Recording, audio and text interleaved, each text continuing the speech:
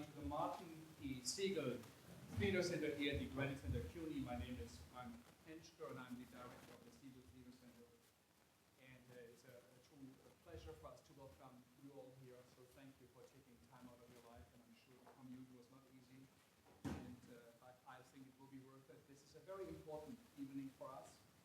We welcome tonight a great writer, novelist, playwright, Gary Victor from Haiti.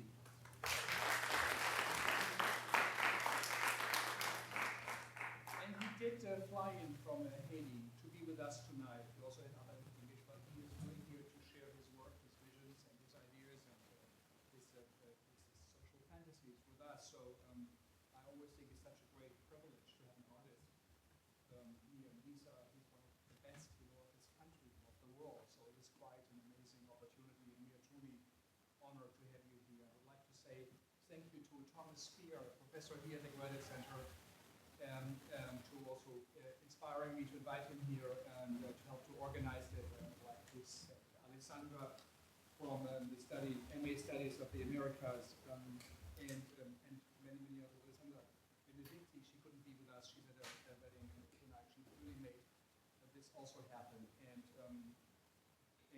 all our other supporters, the Haiti Cultural Exchange and the Haitian Studies Association. So welcome. The evening will not last longer than 90 minutes. The format will be an introduction of the work of Gary by Thomas. We will have two readings, discussion between Thomas and Gary, and then we will have all chances to talk with him, questions and answers in the formal setting, but afterwards we're also going to have a small reception right here in the room, and in case you couldn't answer, couldn't question all the questions you wanted to ask, so ask all the questions you can do that here. Just one request. If you have a cell phone, please do take it out, just look at it and see if it's power off. I'll do the same. Here it is. And especially for those of you, it has to be completely power off for the microphones we have. And I would like also to thank very much Phyllis Room, who's the director, who directed the two readings. So thank you again for coming back to us. We had a great evening shortly after the earthquake in Haiti with 4 or 5 playwrights, and she also worked with us for this. And we also want to like to thank for the translations. Lucy Swanson, who did translate excerpts that previously did not exist in the English language. So Thomas. Good evening, and as Frank Henschker said, welcome, and thank you for coming with everyone's busy schedules, including Veterans Day, a lot of things close to this. Especially to thank Frank Henschker, who was very much interested in bringing world theater here to New York, and especially having it translated for form for you to know new talents from different parts of the world. He organized an event 2 years ago, right after the earthquake, which was very complicated for him and us to organize, and it was a very successful event. I'm happy that this is a sequel to that, and hopefully there will be many to come. We will have time afterwards, I think, for more detailed presentations and things, but just to briefly give you an idea, the staging this evening is by Phyllis Room, who worked with us 2 years ago and has done a lot of work here. Gary Victor, as you've seen in your program, or if you may know him from reading, he's a very well-known novelist in Haiti. Has written a lot of short stories, and I've always presented him as the most popular writer in Haiti because he is very popular in Haitian editions and very much known for his humor, irony, social satire. As it says in the program, you have one spelling error there for Paulette Poujol Oriol, but you notice she calls him a witness to Haitian reality, and I think you will see a little bit of that this evening. His work is mostly in narrative prose for printed work, but he has written 7 or 8 plays. Among them, Anastas, which is an adaptation of his novel Along des Routes Parallèles, and Along des Routes Parallèles means at the corner of the 2 parallel streets. And I think that gives you an idea of some of the irony and the satire that you will find in Gary Victor's text. His favorite play actually is Le Deuxième Étage, the 12th floor, that you're going to be hearing a large excerpt from this evening. It was first performed at the Théâtre, the Festival des National, which is the annual theater festival, but this year is starting in 2 weeks. So what you were going to have here first then are two stages. The first is Le Sang la Mer, Blood and Sea. It's an adaptation of his novel. It was of the same name. And it has already been performed in Haiti. There was a different production and production. It's a big stage in English. The second will be Colombia. Le Sang la Mer is being performed by Michel Portier-Marcelin and Marc Blaise. Michel, one second, and then the deuxième étage is Malouka. And Malouka and Michel Portier-Marcelin were performing with us in Haiti 2 years ago. The total, both pieces will be accompanied by Segal, Jean-Baptiste Segal, who is a Haitian artist based here in New York. So I don't think I need to say more about him. Enjoy.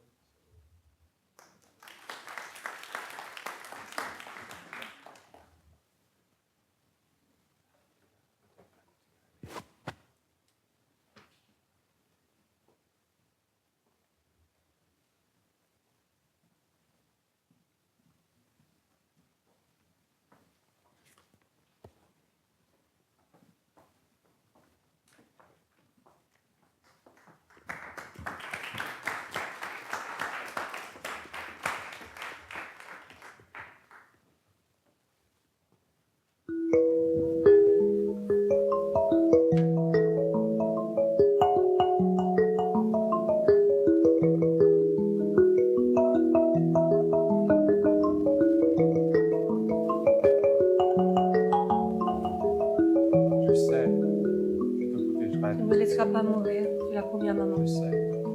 Tu ne me laisseras pas mourir, tu l'as promis à maman. Je sais. Tu ne me laisseras pas mourir, tu l'as promis à maman.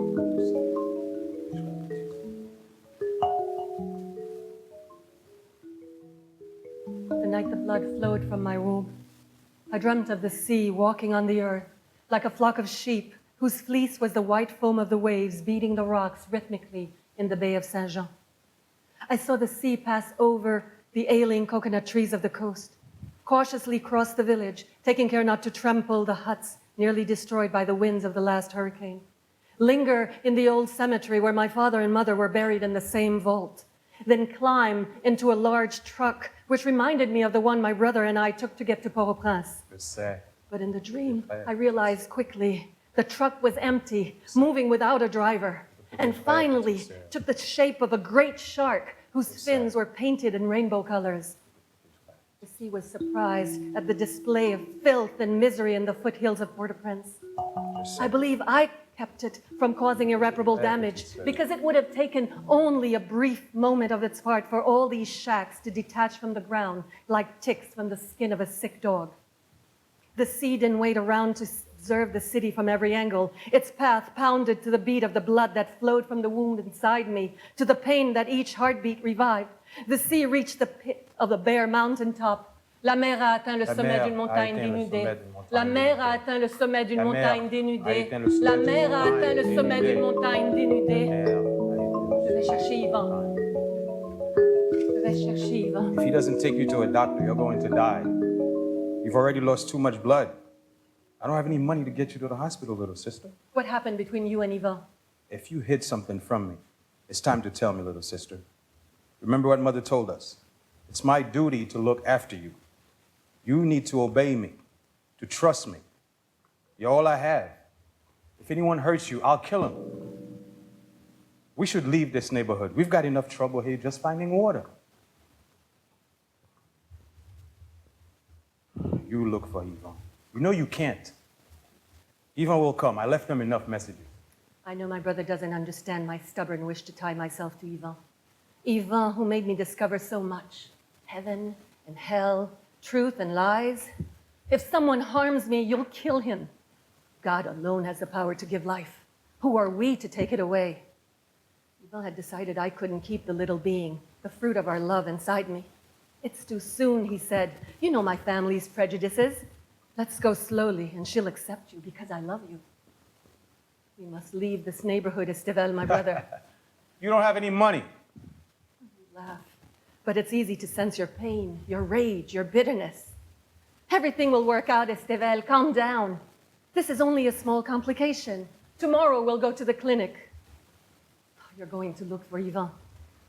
He left. I knew I would never see him again. I can make Estevel out in a white fog as he bends down to pick up the bloody cloth. His face is stony as he works to restore an appearance of normality in our home. On the night I'm emptying myself of blood, on the night I could die at any moment. I'm not surprised that he does not hold back, does not hesitate to touch my blood. I always felt that we women have a more intimate relationship with blood. From very young, we see our lives punctuated by the rhythm of this intimate flow, this blood extracted from us at each new moon, which we have learned to look at, to touch, even to smell. Our menstrual blood is our connection to the sky, to the earth, to the inner world that so often frightens men. Seeing Estevel with my blood in his hands reminds me of the moment which undoubtedly built this connection between us, which even death cannot weaken. I was 10 years old. I was sleeping alone in the bed, like Estevel, our parent had carefully moved away from the window. My mother was in Marigot at the time. I had awoken that morning with the sticky, unpleasant sensation of something wet between my thighs. I never wet the bed while I was sleeping. When I looked, I saw my underwear spotted with blood, a stain clearly visible on the sheets. I was horrified. No one, not even my mother, had warned me that one day the moon would begin to set the rhythm of my life. No woman in my family, neither my father or my mother's side, had seen the blood arrive at such an early age. They could not imagine that I would develop so early. Hunched in my bed, I was terrified. I couldn't call for my father, who in any case had left at dawn for the fields. At home, all I did was greet my father, no more. He would come home, would leave again, would give orders, would lead the evening prayers before we went to bed, and that was all. As a girl, I barely existed in his eyes. My tears, the chattering of my teeth awoke Estevel. He saw me huddled in a corner of the bed, staring in terror at the bloodstain where my little body had left its mark. He understood immediately, and he came toward me, forcing my legs apart. Then he laughed, shook his head, and placed a kiss on my forehead. Ce n'est rien, petite sœur. Tu es une femme maintenant. Ce n'est rien, petite sœur. Tu es une femme maintenant. It's nothing, little sister. You're a woman now. You're so engrossed in your pretty picture books that you never listen to anything. Estevel helped me to clean myself up. Then he left in search of sanitary napkins, which he taught me to use. That is how my brother took part in my birth as a woman, touching my blood, his tenderness and love erasing the fear that suddenly one morning had taken the form of a hostile bloodstain right in the middle of our bed. Voici comment mon frère participa à ma naissance en tant que femme, en touchant à mon sang, en effaçant de son amour, de sa tendresse, la peur qui soudain un petit matin avait pris la forme d'une tache de sang hostile au beau milieu du lit.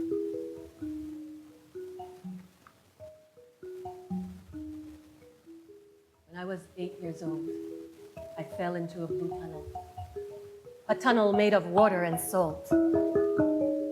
I saw Titambou, the boy who said he liked me, swimming quickly away with his friends.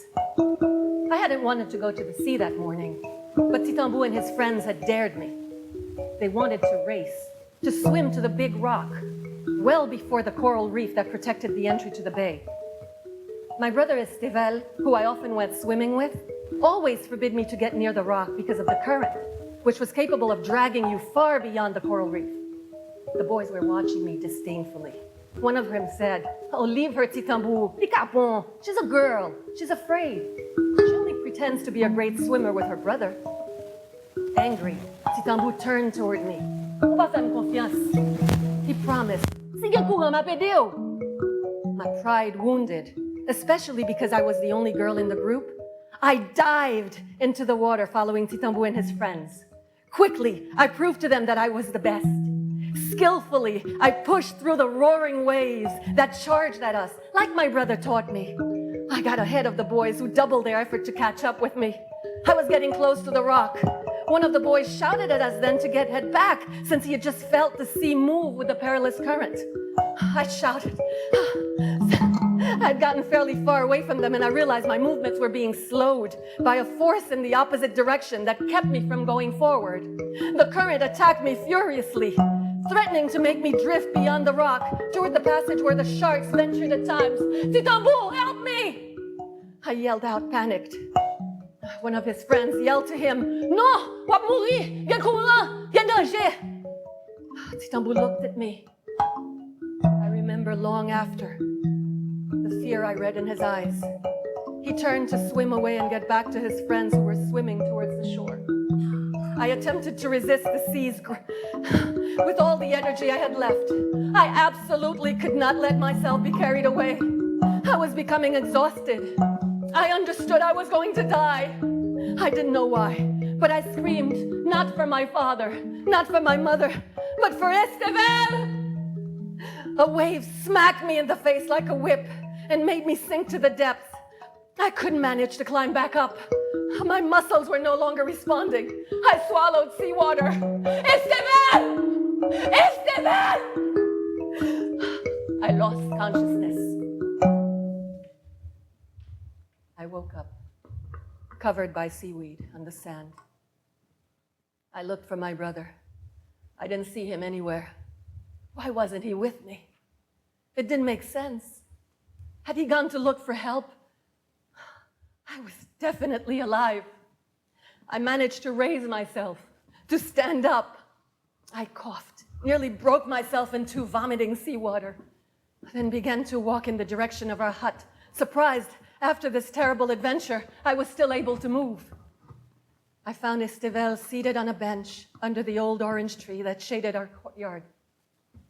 He was immobile, as if in a trance, his eyes wide open, staring into space. He didn't even see me when I appeared in front of him. Worried, forgetting I had just escaped death, I shook him. "Esteval," I cried out. "What's wrong?" His body convulsed. He came to. He looked at me, haggard, with a vacant gaze, breathless. Are you there, Ewodian? Ewodian? He appeared sweaty, Tu es là? even terrified. But he was Ewodian? so handsome, so strong. Ewodian, tu es là? My brother who had just saved my life. Tu es là, Ewodian? Well, Titambu, who said he loved me, who said that one day we would live in the same hut, had fled. I huddled against him. I placed a kiss on his lips. His tears tasted like the sea. His sobs took the rhythm of the song of the waves that we heard from our hut.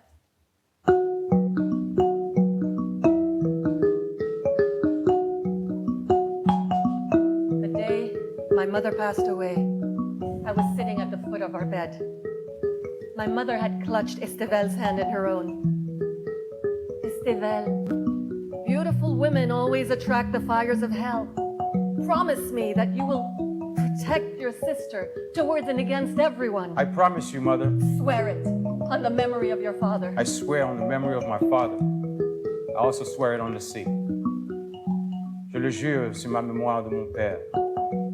Je le jure sur la mer. The relationship had taken place between my brother and the sea.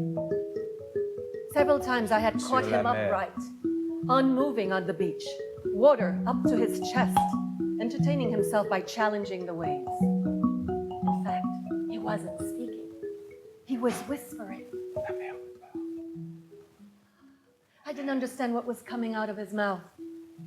When I would try to get it out of him, he simply responded that the sea had its own language, that he could perceive in the din of the waves things that were inaccessible to mere mortals.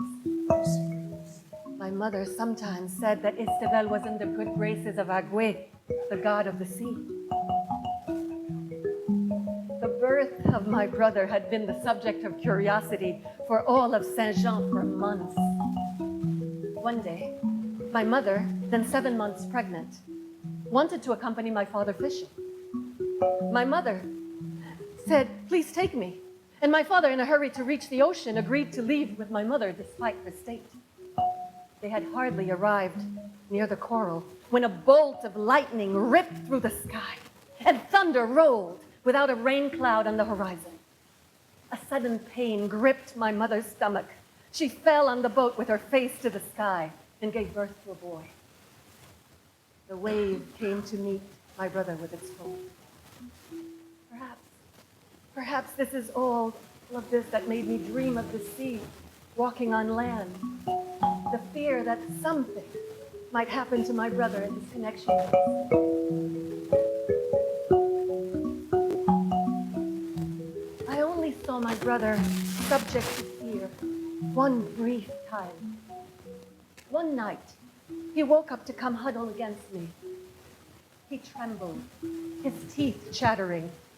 He told me that above all, he didn't want to talk about it with my parents. He assured me that he only trusted me. Segal spent a week sleeping with me each night, fearful, persisting in not telling our parents anything. These were my best moments with Segal, my best memories. My brother, pressed against me, feeling his warmth, smelling the scent of seaweed on him. He would sink into me. Sister, these are the words of a song that you today, okay? Tu as oublié. Souvenir bouleversé. Tu as oublié. Souvenir bouleversé tête moi, l'esprit moi. Souvenir vous baisser tête moi, l'esprit moi. Souvenir fait comme l'eau. Fait l'eau avec chagrin. C'est vrai, je dis à ou pas. C'est vrai, je dis à ou pas dans la vie C'est moi. vrai, je dis à ou pas dans la vie moi. Cicatrice l'amour, l'été pour demain. C'est C'est vrai, la vrai, vie, la vie, tous les tous deux, les comme jours, l'autre la direction. direction. Cicatrice, l'amour était pour demain. Ah, mais nous toujours partager même passion. Malgré tout ça qui finit arriver. Cicatrice, l'amour Toujours était la pour même. demain. Malgré tout Nous ça qui séparer, finit- Malgré tout ça qui finit arriver, moi toujours aimé. séparer, Nous séparer, mais un sentiment oui. nous séparer. Nous Séparer. séparer.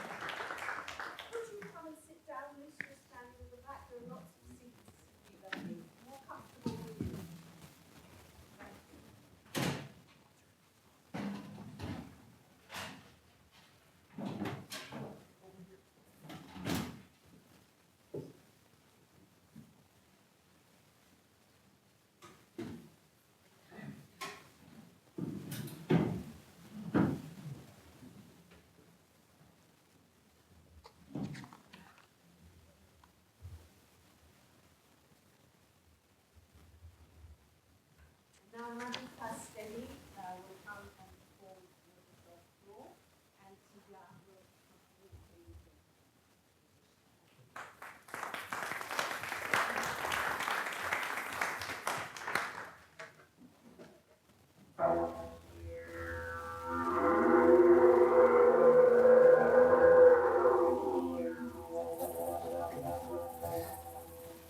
A room, dresser with a large mirror, old table on top of a chair, books everywhere, a man standing in front of the mirror with an attaché case in his hand.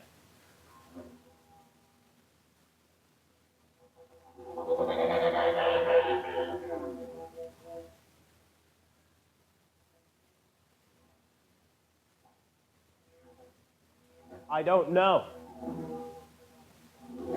I don't know. I don't know. I don't know. But I asked myself if it was a dream for several seconds, and it isn't a dream, because this is really happening. You're all there. You're all there watching me. So isn't it true that you were always there watching me and whispering? Oh, thankfully we were there so he could act in those plays that nobody wants to see. Oh yeah, thankfully we were there. One evening he tried to kill himself because he was rejected for the role in the comedy of King Christophe. Well, that is false. False, false, false. I have never tried to kill myself because I was refused a role I wanted. And in any case, I have my role. I have the role of my life. Yeah, they don't offer $1 million very real dollars to a man who falls into a labyrinth of insanity. Now be calm, Roger. Be calm. Who decided where to draw the line? No, it wasn't you. No, you're the one who sets the true boundary. You know, one thing is for certain. It is the chance of a lifetime. Laugh. Laugh. Whisper. Look elsewhere for someone to vent your anger onto. Yeah, I don't see you. I don't see you. But I sense how sad you must be. Yeah, only bitterness, jealousy, and resentment drive you. You're not only sad, you must be ugly, too. Ugly. Yes, ugly. Ugly. That's it. Call me ungrateful. Yeah, I've heard it all before. You're my only friends. Oh, if I didn't know how to escape your insults and your disdainful looks, I wouldn't be here finally with my role and $1 million.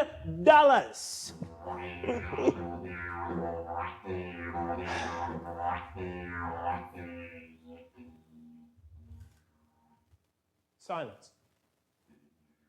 Not the slightest breeze. Suspense. First act, ladies and gentlemen. I just welcomed you. I just welcomed a patron into my house. Surprise! Yes, a patron of extraordinary direction. Yes. Yeah, that's why you didn't see him. He was the right thing to do as far as you're concerned. Let me describe him for you. He was a tall man wearing an elegant dark suit. And it was an elegance rarely seen these days. Yeah. And as soon as I saw him stepping out of the mirror, I knew it was a great patron that I had been waiting for. He asked me simply, "You're Roger? Roger, the actor?" Yes, I am. Yeah, I responded. His tone was that of someone for whom men's souls hold no secrets. This immediately shocked me. Yes, shocked. A little tact never hurt anyone. So I went on the offensive, but I pretended to be insulted. So why are you so certain that I will accept this role? Oh, because you can dangle a bunch of cash in front of me like a carrot? Well, he simply went on, "You see, you've already accepted. Here's the money." He holds the briefcase out to me, this famous briefcase you see here at my feet. And I take the briefcase, and I open it, and I count the bills with a detached air, but there was indeed $1 million inside. So I invite him to have a drink. You know, I only had a half-empty bottle of whiskey with me, but now that I think back, I hardly drank the alcohol. He was content on examining this desk with a vaguely disdainful look on his face. You shouldn't worry about the state of my home, I hurriedly told him. My true home is the theater. It is the only place where I come to rest my old carcass. My soul is always elsewhere. He nodded, appearing hardly convinced. So what does my role consist of? a role worthy of your talent. You are quite simply to throw yourself from the 12th floor of this building.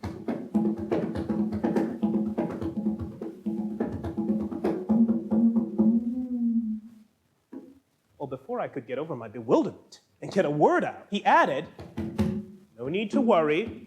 No need to worry. You will grow wings during your fall. My only request is that it be with a maximum of publicity. The entire country needs to attend this show." So I sat down in a chair, and from the mountain, there is a perfect view of the landscape. See? The landscape of the mind. The landscape of the present, the past, and the future. The landscape of our space. But above all, I did not want him to realize my surprise at that moment. I remembered most of all my father's words to me the day I told him that I had decided to become an actor. A stage actor? In this country, theater never means money. Well, this evening my father was proven wrong. Theater finally meant money, $1 million. I was not going to let this chance get away. "I need a guarantee," I said to my visitor. He placed his glass of whiskey on the table with a feminine delicacy, and he stared at me with a visible surprise. "What guarantee? You have $1 million in your hands. It is better than a guarantee." His argument was valid. You don't just leave someone with a large sum of money like that. However, one detail was bothering me. What if I don't grow wings after I throw myself off the 12th floor? Well, my visitor then had such a brutal reaction. "Oh, if you don't trust me, give me the money back." He made a rush for the briefcase, but I was faster. I plunged forward as fast as an American football player, and I managed to keep him from taking back the briefcase. Excuse me. No, I only wanted to make sure that you were really certain about your offering the role that you're offering me, that I'll be playing. You don't need to get so upset over so little.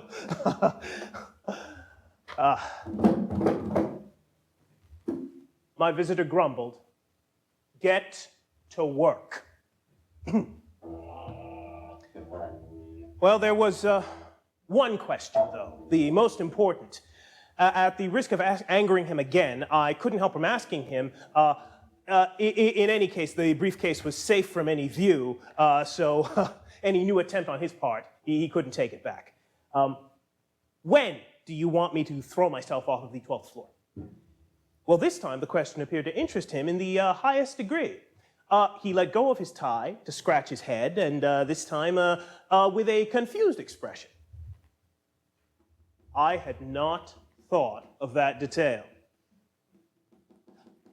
"As quickly as possible." The time it takes for a maximum amount of publicity to be created around the event. That is enormously important to me. The maximum amount of publicity. But now that I think about it, I would like you to jump on the day of St. John the Baptist in a week. I used to adore the butterflies that swarm in the fields of Haiti on St. John's Day. Your wings will resemble those butterflies.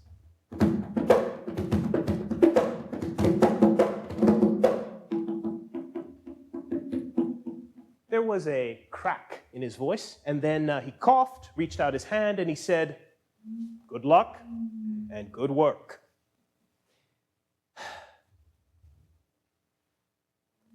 "Roger, I want you to jump. As for the wings, once again, you do not have to worry. One last thing, Roger. Let's keep the $1 million between you and me. Your act needs to be perceived as totally selfless. Values are disappearing. It's so much these days. I just want to give our youth a healthy example."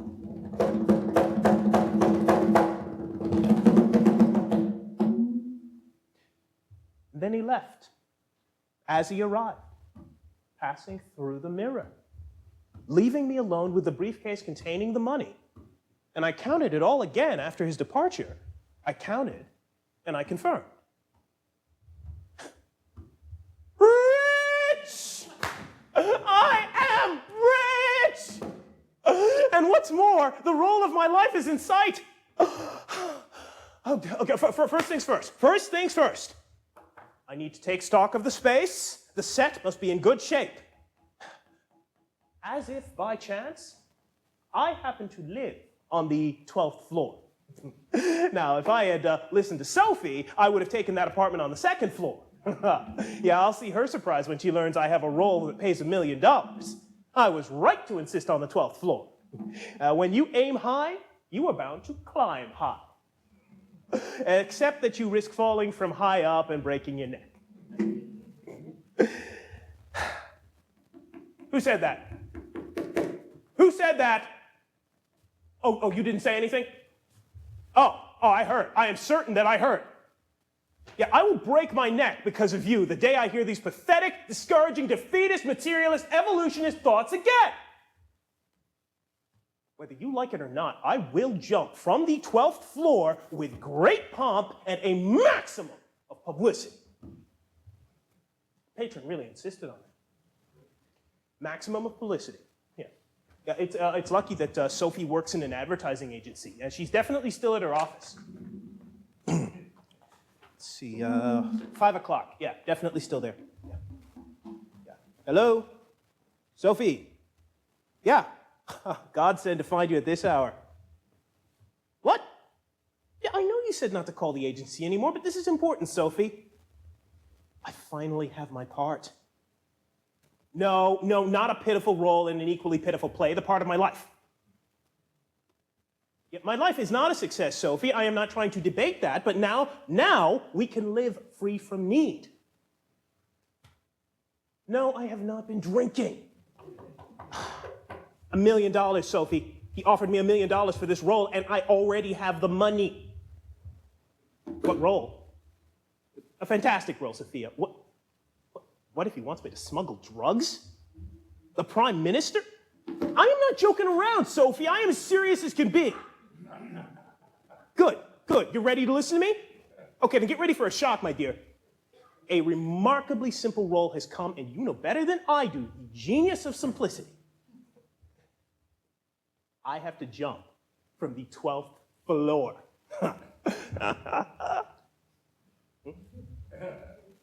You want to marry me before I jump?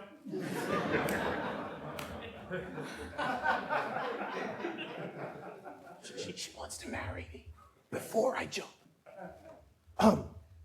Yeah, you're a wonderful woman, Sophie, but I will not have time to take care of all the details related to a wedding now. St. John's Day is in 5 days, and it is for that day I need a formal promise. I need to jump, yeah. Yeah, a fabulous publicity campaign must be put in place. Oh, you'll take care of that in exchange for a formal promise that we get married before I jump. Well, thank you, Sophie. Yeah, I knew I could count on you. Yeah. Oh, I forgot. The $1 million, that's just between you and me. Yeah, I knew that your discretion was assured. Yeah, you're a dear, Sophie. Yeah, I love you.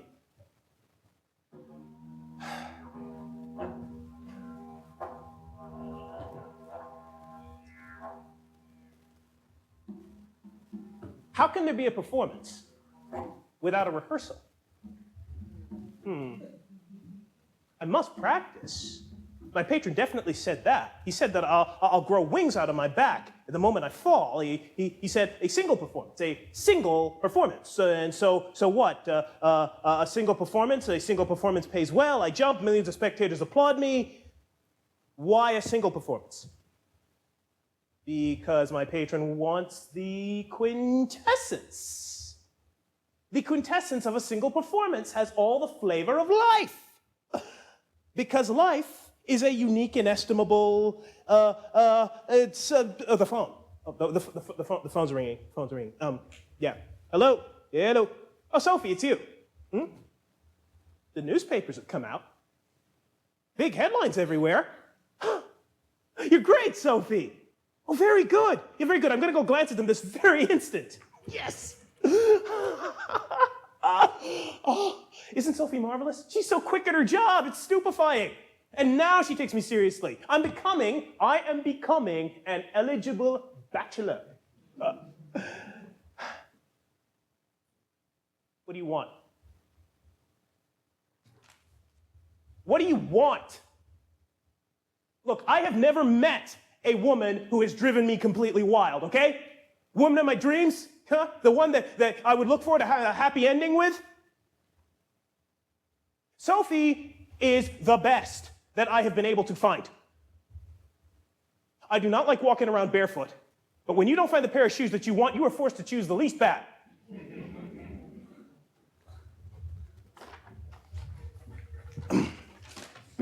So,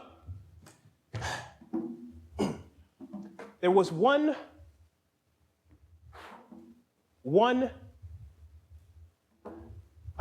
newspapers. Yeah.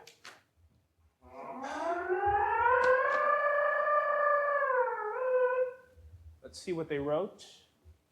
Will Roger meet the nation's expectations by jumping from the 12th floor? Downplaying the multiple conflicts, whose constant preoccupation is the future of the nation. Dragging down a nation that has lost its bearing is undoubtedly the mission taken on by this man. Let's hope Roger's jump will finally clear the way for citizens' consciences to move forward together. They said it well. What does the left think? Okay, there's nothing but imposters on the left. That's why I like reading what they write. An imposter who writes has a sort of surplus of energy that allows him to trick himself. Okay, let's see. $1 million to trick the people. Why did they choose this mediocre actor without any charisma to play this character? A show that promises to be a failure before it has ever taken place? The people will not be fooled. Roger will be saved before the bell tolls because he'll grow wings during his fall. Huh. Oh, please spare us such histrionics. How did they know about the $1 million? How did they? I need to be careful. I must be surrounded by spies without even knowing it. I will bring a lawsuit. I'll bring a lawsuit on them for libel. And in any case, they won't be able to prove anything. And at least I'm honest. You know, I accepted a role befitting my qualifications. I am an actor, damn it. They are only salesmen. Bad salesmen. Corrupting, distorting bodies and minds, and all in order to spread despair to the four corners of the island. Bad salesmen. So, let's see what the weather forecast says. Warning risk of blindness if you look at the 12th floor. Enjoy the fall, but above all, avoid staring at the 12th floor. You can use your security card to avoid all temptation. Keep children inside if you're not sure you will be able to keep them under control. Force feed them sleeping pills. They're going to ruin my show. It is essential for children to be there in great number. I'll ask if they let the children out of school, okay? The school children of this country will come and watch my show. I will be so famous that the entire world will be at my feet. To conclude this little press review, let's look at the diaspora review. Several flights chartered for those wishing to attend Roger's Jump. Nice title. Okay. Interesting reproduction of 20 letters addressed to the President of the Republic suggesting he awards Roger before his historic jump. Huh.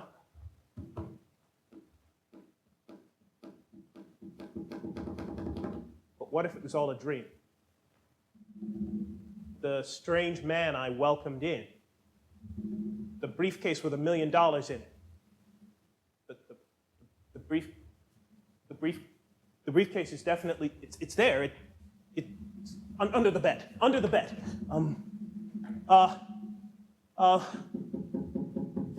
My briefcase. It disappeared. was a dream. A dream. No, a nightmare. A nightmare. A dream could not be so painful. Could a nightmare be so real? I can still see my patron's gaze in my mind. Let's see. The gaze is still there. Captured, trapped by the mirror. A gaze that leaves you in profound distress. Like I was inside the skin of someone who had just been raped. Robbed of all intimacy. Naked, laid bare to peering eyes of walls, of clouds, of stars, of trees, of rocks, of passers-by. Will I always be an anonymous actor surrendered to the derision of women hungry for power and glory? No! No! No. Newspapers are here. So they don't know that it was a nightmare. Yeah, above all, it's essential that Sophie not suspect anything. I will continue to act as though it were all real. I cannot let these people down. That way, how many chartered planes will arrive from New York, Miami, and Boston? Oh, a dozen?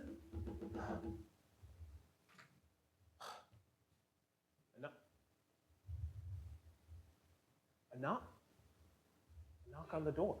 Oh, let's see. Oh, it must be Sophie. I told you $1 million. I told you, with $1 million, she would agree to come up to the 12th floor.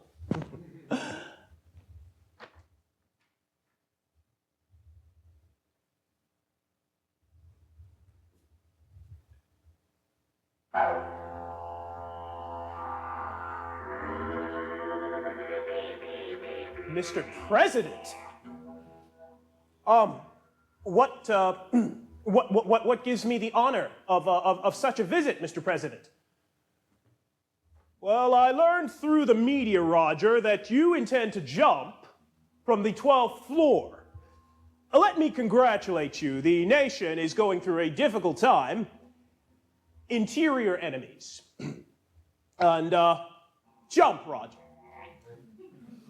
It's a good thing. Without trying to flatter you, Roger, I would say that your jump is colored by an uncommon originality that pays homage to the Haitian spirit. We are always jumping. The void holds no secrets for us. Well, you see me much more than moved, Mr. President. I did not think that such a simple jump would be of such great importance to the whole country. But it is, Roger. It is. No false modesty. They are talking everywhere about your jump. It is a national obsession. They are selling T-shirts of you in effigy. They are dedicating shows to you on the radio and the television. I have to admit to you that my visit is also due to consideration of a political nature. Well, I am entirely at your service, Mr. President.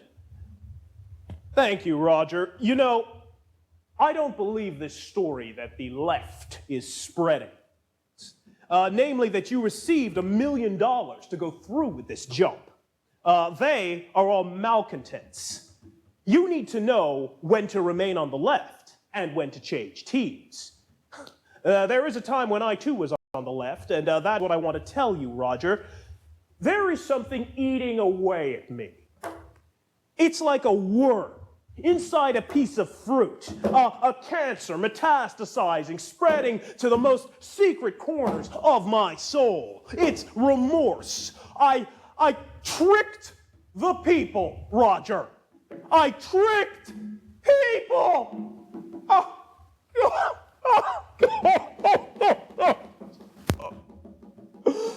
There, Mr. President, there's no need to give yourself into such discouragement. If the people didn't like being tricked, they wouldn't let themselves be fooled so easily. I want to redeem myself, Roger. That is why I am going to ask you to do one thing. I'm listening, Mr. President. Roger, we have never led by example. And I thought that your jump could be the moment to change things. I thought about it the entire night, and I found that your jump lacked a small detail that would make it perfect.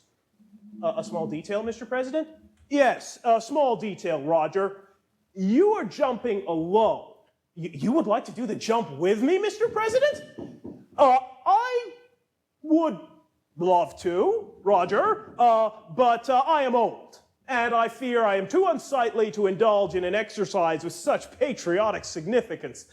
Will you consider this proposition?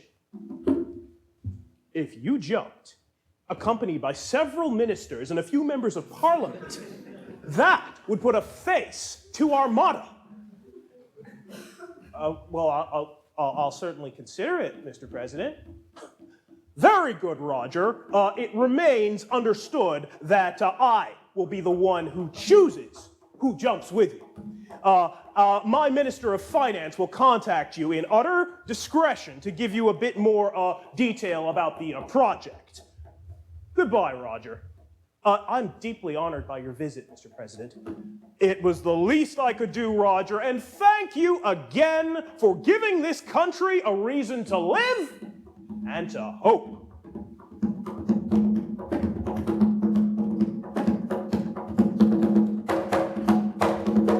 I'm going to jump alone.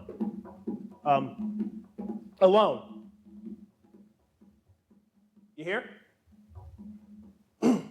Alone. Nobody's going to steal this role. Nobody. Nobody. Nobody. And Sophie? I'll have her. Yeah, I don't want to live on her memory anymore. She must never know the $1 million is only a dream, and I will never accept the president's proposition. The wings. The wings! The wings! If it was a wing, if it was a dream, the story of the wings is totally false. It's false. I won't be able to jump. If I jump from the 12th floor, I'll die. I'll die. I'll die. Leave me alone. Leave me alone. It's my role. My role. My role.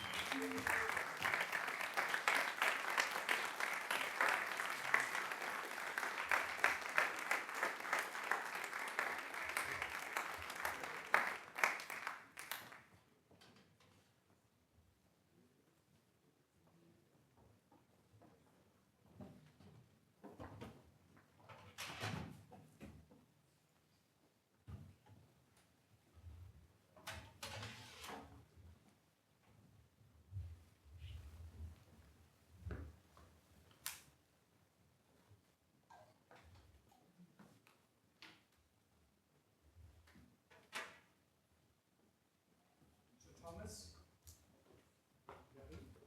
And an applause for him for his work.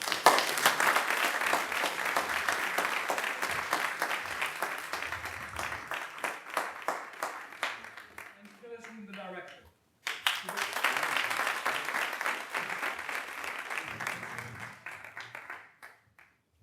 Who also will translate well.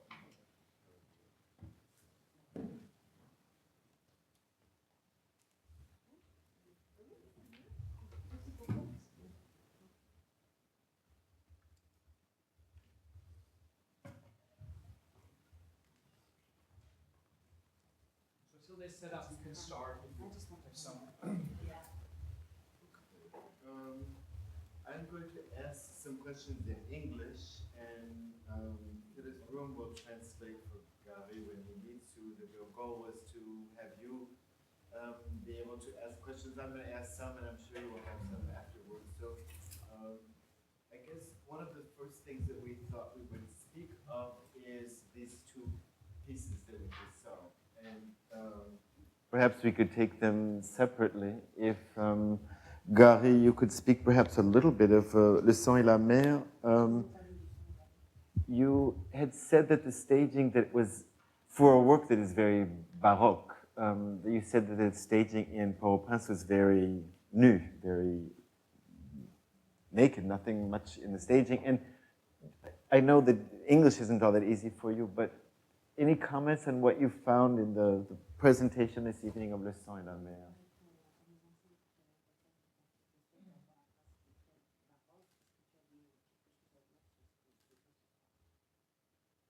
Je crois que c'est une mise en scène que j'ai beaucoup aimée.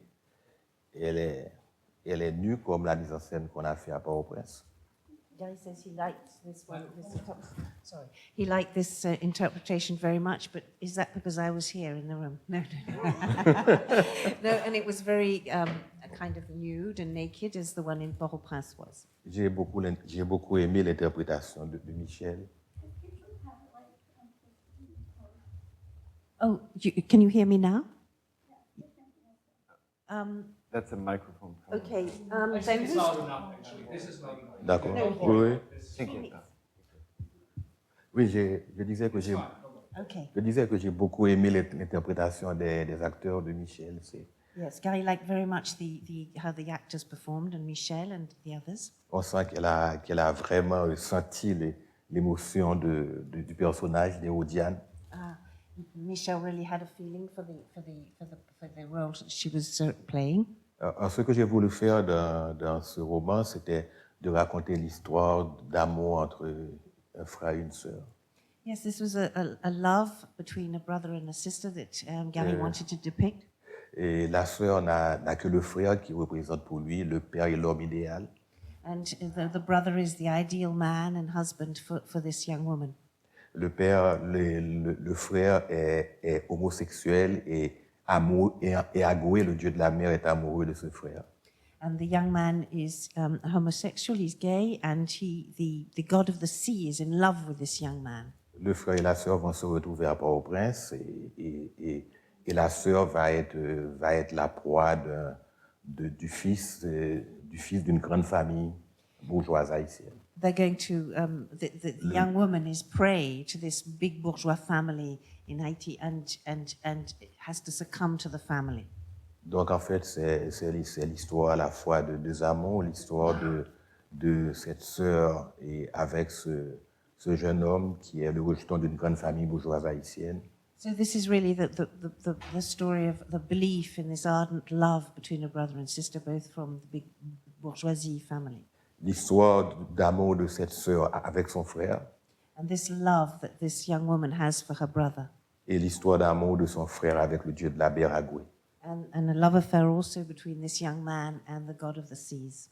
Mais c'est aussi une histoire qui a aussi un regard sur la société haïtienne, les problèmes de classe, les préjugés, les problèmes politiques, le problème de l'environnement. But also it touches on the problems of class, the problems of the environment and many other things. Et le problème aussi de l'environnement. And environment also. Parce que l'histoire se déroule dans un bidonville qui est au sommet d'une montagne. Because it all happens in a bidonville, which is at the top of a mountain. I don't know how you say bidonville. Slums. Donc alors, ce bidonville s'appelle Paradis parce qu'il est au sommet d'une montagne. And this bidonville is called Paradis because it's at the top of a mountain. Mais malheureusement, et au-dessus de ce bidonville, il y a les anges, c'est-à-dire les gens riches d'Haïti. But above this bidonville, there are the angels, and these are the rich people of Haiti. Parce que c'est ceux qui connaissent la configuration d'Haïti, c'est qu'en haut des bidonvilles, il y a souvent de grands murs, et au-delà des murs, il y a les maisons des riches. Above the bidonville, there are these tall walls, and behind the walls are the rich families, live the rich families. And before moving on to the 12th floor, if you could just quickly perhaps say what you had done to the novel, because you mentioned it was a novel, to make it, because it is your play. You wrote the play after writing the novel, and what you did to the novel. What did you take out? What did you change to make it into a theatrical piece?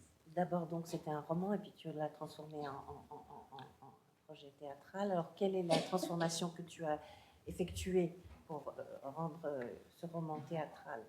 En fait, il fallait surtout trouver l'essence même du roman. He had to find the essence of the novel before he could make it into a play. Il fallait dépouiller ce roman au maximum pour en retirer, je pourrais dire, la quintessence de l'émotion. He had to strip away the outside of the novel to find the quintessence and make it into a play. So if we move on, because we'd like to speak a little bit about your work in general, just for the deuxième étage, where I think here versus Le Sang et la Mer, the audience could tell some of your humor. But if you could speak a little bit, because you had said that I think this is the third staging of the text. It's already been done by Albert Boléon, Daniel Marcelin.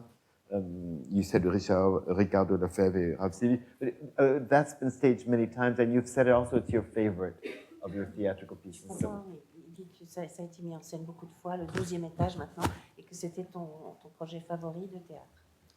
Comment tu l'as trouvé ce soir alors? Ça m'a vraiment frappé, ça m'a vraiment interpellé. J'ai trouvé l'interprétation très, très forte. The way it was performed was very strong. Et j'avais écrit cette pièce de théâtre au départ en hommage à un grand acteur haïtien qui s'appelait Lobo. You wrote it for a very well-known actor called Lobo. Qui s'était suicidé en se jetant du 10e étage. In life, threw himself from the 10th floor and committed suicide. À l'étranger, c'est pas en Haïti. Oh. Il s'est suicidé à l'étranger, pas en Haïti. Okay. Not in Haiti. C'était en France. Oh. Et il faut dire qu'en Haïti, il n'y a pas d'immeuble qui a 2 étages. Did you all understand? In Haiti, they do not have 12-floor buildings which you can throw yourself. Mais finalement, c'est une œuvre totalement absurde où j'ai voulu jouer à la fois avec l'amour, avec l'humour et l'absurde. So this is a piece where you wanted to play. Et c'est aussi un regard sur le pouvoir en Haïti. And it's also really about power. Sur la folie collective. And on collective madness. Parce que chez nous, on est souvent dans la folie collective. Because they are often in collective madness in this country. Donc en fait, c'est une grande métaphore sur la folie collective en Haïti. It's a very large metaphor on collective madness. Sur l'omniprésence de l'imaginaire. And also on the presence of imagination. So we catch some more fun here, but I think before getting into your work, I thought this is a theater group, Segal Theater is interested in contemporary theater, the traditional classical theater. If you could speak a little bit to the group here, what the people that be interested in we know that this is a theatrical building, a structured theater, and there's a lot of logistical theater that we know non-governmental organizations. So you could speak a little about what is the theatrical scene?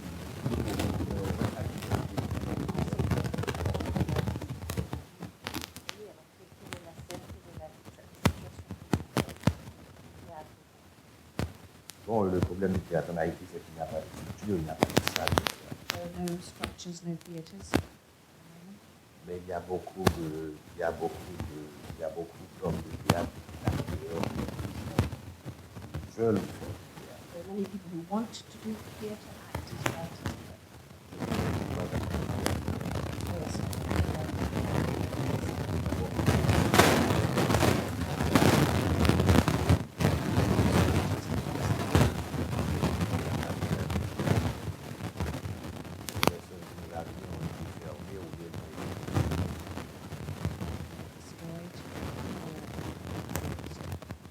Mais malgré tout, on a quand même une théâtrale, comme si elle n'est pas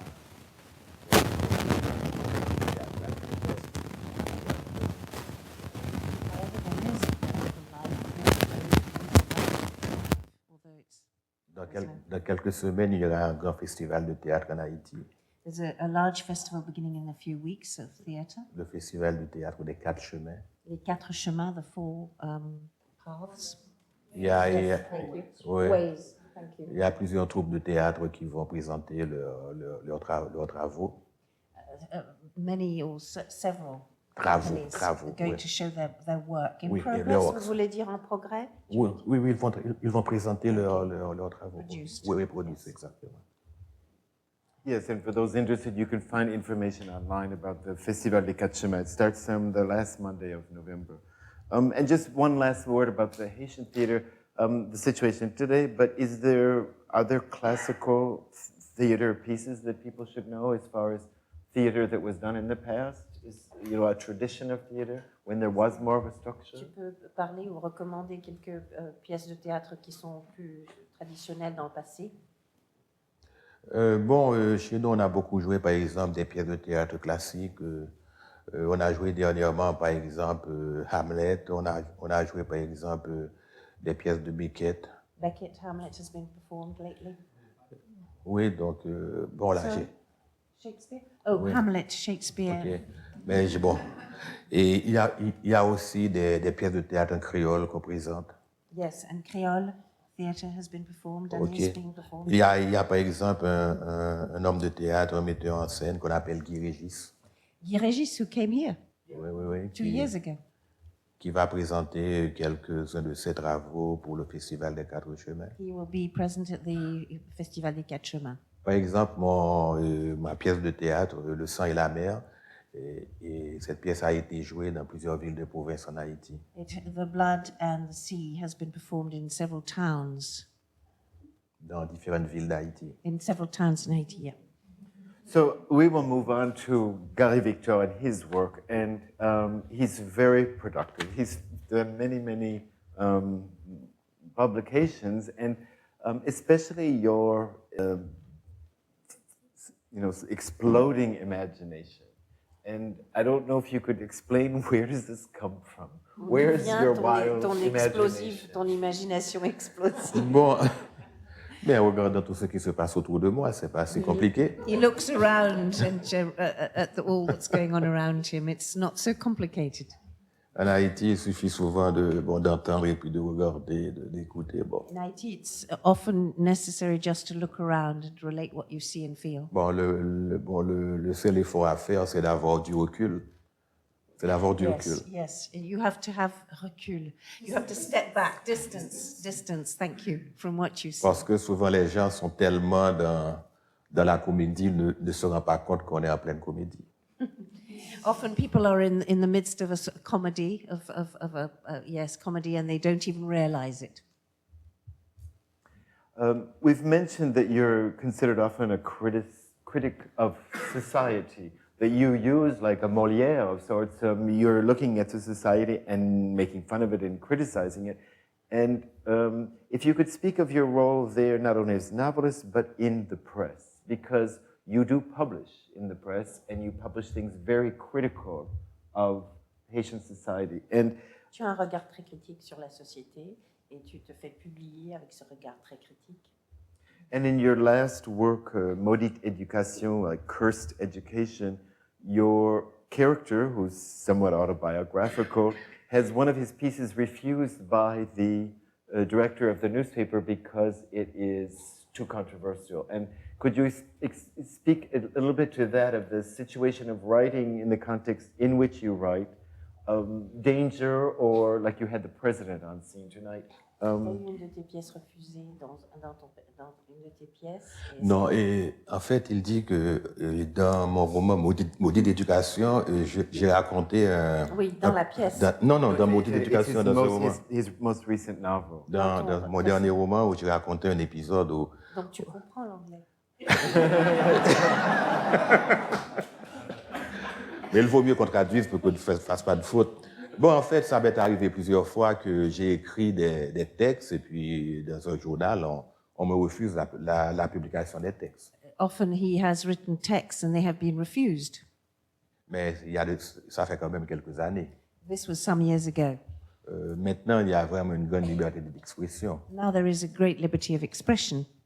Moi, par exemple, j'ai une chronique dans le principal journal d'Haïti, le Novelist. He has a column in the best-known newspaper. Ouais. On ne refuse pas mes articles. No one refuses or censors what he writes. Au contraire, on me demande des articles, on me demande de dire ce que je pense. On the contrary, he's asked to state what he thinks. C'est la rançon d'être un écrivain connu et That is the rançon of being a well-known... Can someone give me that word? The ransom of being a well-known author. ouais. And here again, your beginning of your career was publishing in Haiti. And that must have been 10, 15 years where you're published only in Haiti. And in the last maybe 10 years, you've been published in France and in Montreal. Could you speak a little bit about the different publics you have? The reactions you get from France versus Montreal versus Haiti? Has it changed? Bon, il faut dire que bon, j'ai commencé à publier en Haïti. Of course, he began to publish in Haiti. J'ai été connu déjà en Haïti. He was already known there, Et je suis très fier d'avoir été connu en Haïti d'abord. and he's very proud of that. Il y a certains d'autres pays, il faut d'abord être reconnu en France pour être reconnu chez vous. Mais en Haïti, quand même, on a une tradition littéraire. They have a big literary tradition, and often it's best to get known first in France. But he is very proud of being known first in Haiti. On a eu beaucoup de grands écrivains en Haïti qui ont été déjà reconnus en Haïti d'abord. Yes, many of their best-known authors were known first in Haiti. Donc, ensuite, bon, bien sûr, j'ai été publié en France. But then, of course, he has been and is published in France. Bon, c'est un autre public. Another, it's a different public. Ben, bien sûr, ça vous donne encore plus de reconnaissance en Gives Haïti. you, of course, more. You're better known at home as a consequence, as a result. Mais bon, c'est un public plus vaste, le public francophone, le public Yes, de the French France, speaking du Québec, des autres pays. from the other countries is, of course, a wider, more wider public audience. Et puis ensuite, on peut être traduit dans d'autres langues à partir de la France. And from French, you can be translated into other languages. Mais pour moi, ce qui est toujours le plus important, c'est mon public en Haïti. But he says that he really cares for his audience in Haiti. That is the most important thing for him. Parce que je crois que j'ai quand même un devoir par rapport à ce public qui m'a toujours lu, qui a toujours apprécié ce que je fais. He owes this audience, which has always followed him and understood what he was doing and saying. Sure, and I guess before we go to the public, just a couple comments for the English readers who don't read in French, that there is a short story by Gary Victor called The Finger that's in a collection that was published by Edwige Dantica. It's called Haiti Noir, that you may enjoy, and hopefully we're working on getting his novel Les Cloches de la Brésilienne translated into English. He has been translated into Spanish, those of you who are Spanish readers who don't read in French, and also in German, but hopefully the English public will get to know him. So I guess we open to you. You must have comments or questions for the author who's here. Particular, there's a mic will come around. Je commence par comprendre l'anglais. Non, mais je vais rigoler. Non. Have any of your plays been filmed or made into films? Est-ce que ça a été filmé, des pièces? Non, pas encore. Not yet. Mais j'ai quand même écrit les scénarios pour des films. J'ai 2 films qui ont été tournés en Haïti déjà. Gary's written 2 film scripts that were films that were made in Haiti. And what are these about? Oui, c'est De quoi il parlait? Mes films? Oui. Bon, ce sont des films qui parlent de tout, de la réalité haïtienne. C'est toujours des films. Moi, c'est l'humour. Et je pense que pour parler des choses qui vous font mal, je crois que c'est l'humour qui le permet souvent. Si on n'a pas l'humour, il y a des choses, ce sera difficile d'en parler. It's about reality and the humor of reality, because if things are difficult, you need your humor. Humor is the only thing that can give you some distance from it. Le rire permet beaucoup de choses. Laughter allows us at many things.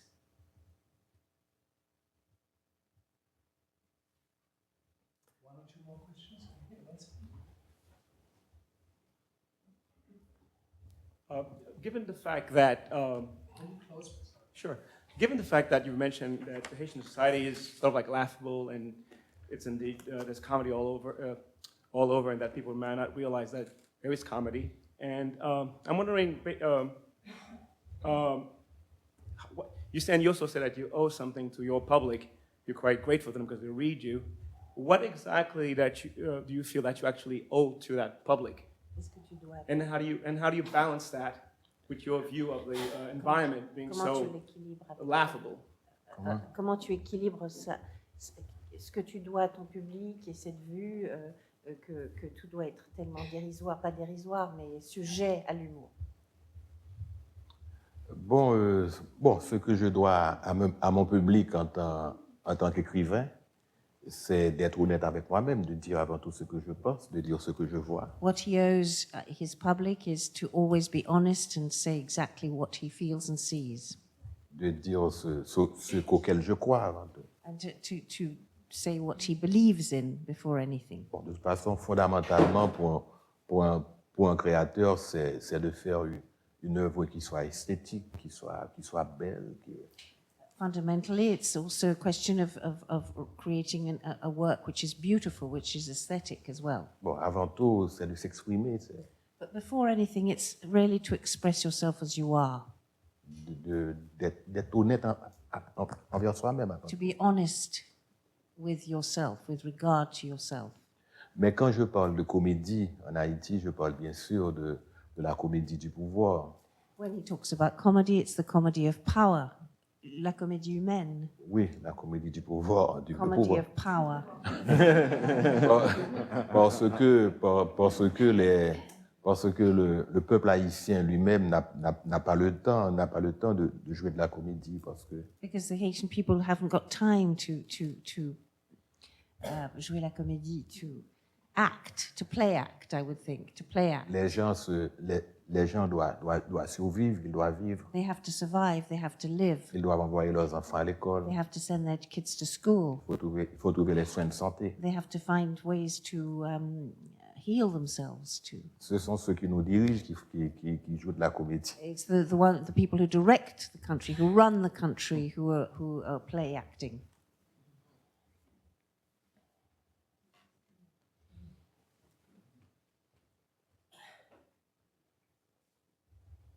Were you in Haiti during the 2010 earthquake? And since then till now, what is your vision? What do you think of it, or how do you interpret it?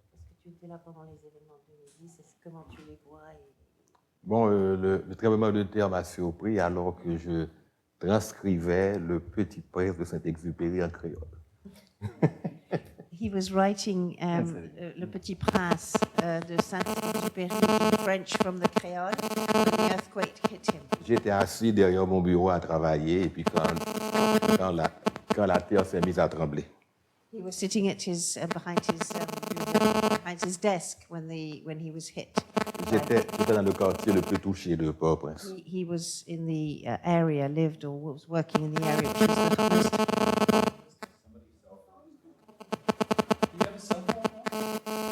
Mine's off. Yeah, mine's off too. So. Sorry. Is yours on, Gary? D'accord. C'est fermé. He lived and was working in the most hard-hit area. C'est fermé, les deux sont fermés. Les deux sont fermés. But that being interrupted, just for you to know if you're interested, Petit Prince là is available in a Creole translation that was done by Gary Victor. And one other comment there too, because of his other work, not only as that translation of Le Petit Prince, the Little Prince, but very soon will be published in Montreal a collection of short stories by young Haitian writers, because Gary Victor has been doing workshops with young writers and is trying to encourage the next generation of writers. And so next year it's coming out. L'année prochaine, ça va sortir le recueil. Ça sort en novembre. It's coming out this November. The Salon de Livre, he's leaving tomorrow for the book fair in Montreal, so it'll be ready next week. And it's a collection of absolutely unknown young Haitian writers that he's been kind of encouraging. We still can do one or two more questions. We have time. Take advantage. Good evening. I think the gentleman's question was, and if it wasn't, I'm asking it. Je crois que la question que le monsieur a posée, et si ce n'était pas la question, j'aimerais poser la question, votre interprétation de ce qui s'est passé depuis le séisme en Haïti, dans le sens que de l'extérieur, on a l'impression que rien ne s'est passé, il n'y a pas de progrès, il n'y a pas de reconstruction, il y a 1 demi-million de personnes qui sont toujours dans la rue. Et quelle est votre interprétation du parcours? Can you ask that in English as well? Yes. So I was saying that what is your interpretation of what has happened in Haiti since the earthquake? Because it's nearly 3 years and there seems to have been no reconstruction, no progress. We still have 500,000 people living on the street. So what is your interpretation of what has transpired in Haiti since the earthquake? Thank you. Bon, pour moi, c'est très compliqué.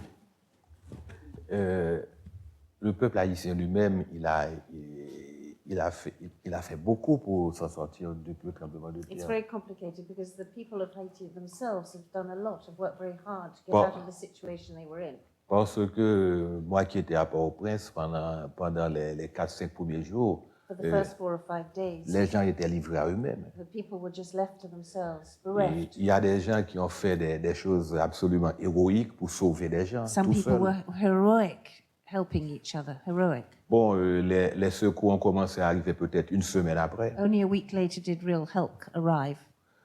Pendant les 2-3 premiers jours, c'était seulement la République dominicaine qui avait aidé Haïti. Ça, For the je suis first bien 2 or obligé 3 de le dire. days, only the Dominican Republic had helped Bon, in practical ways.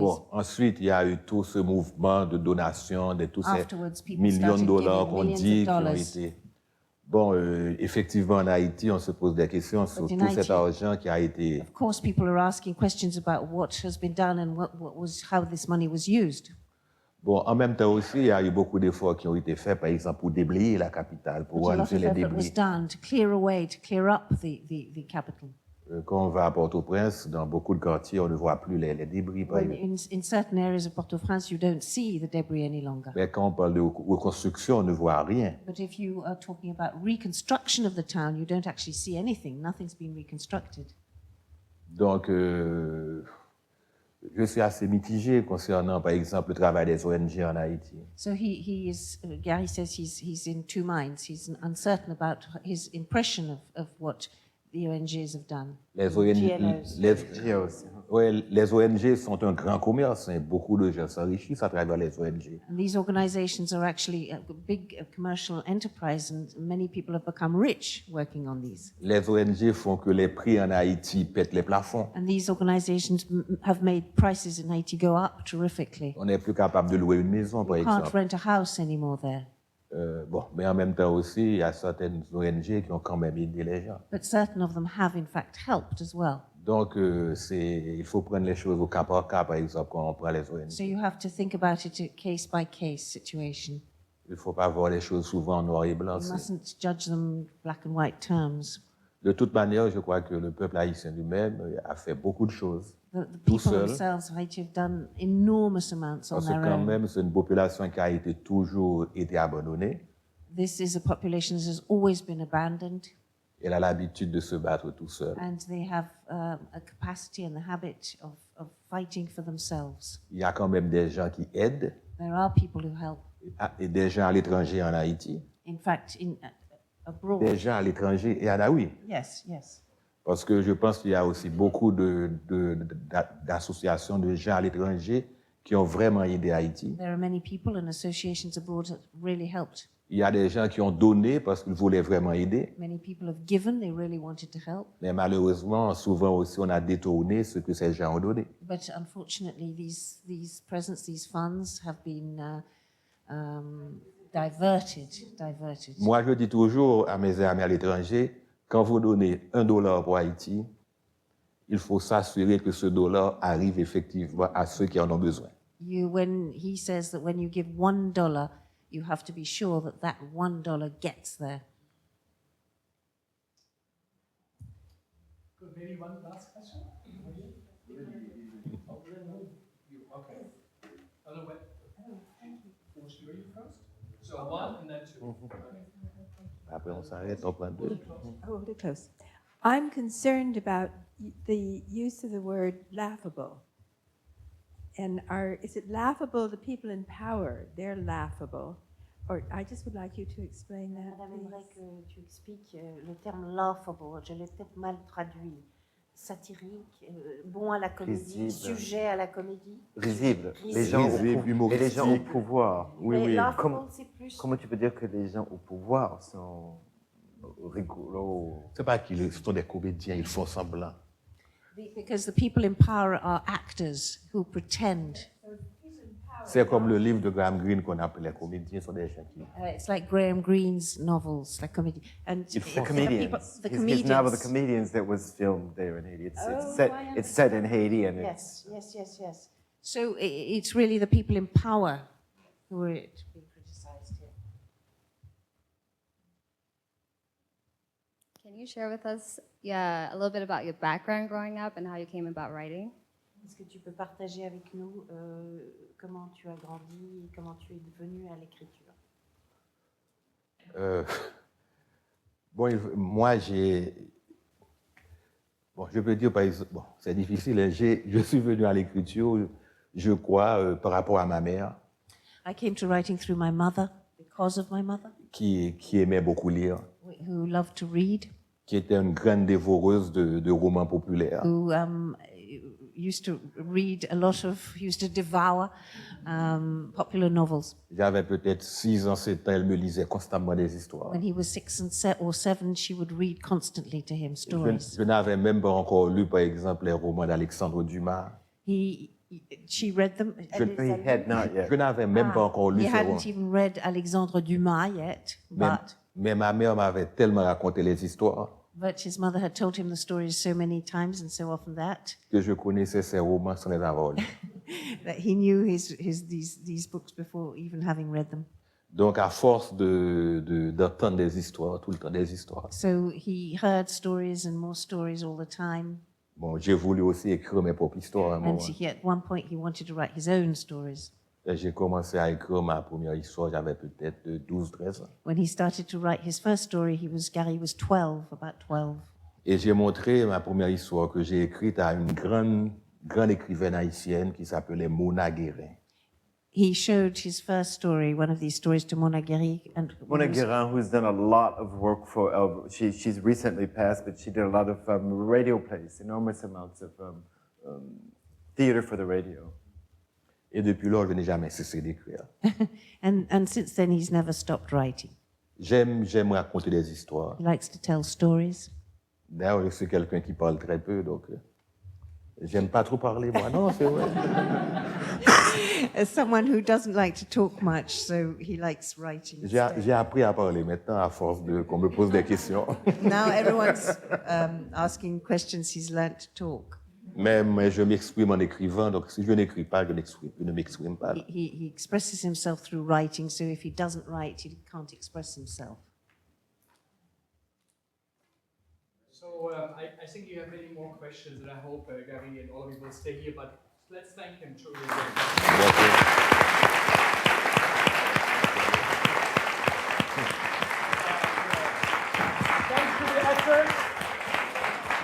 Ouais, les acteurs.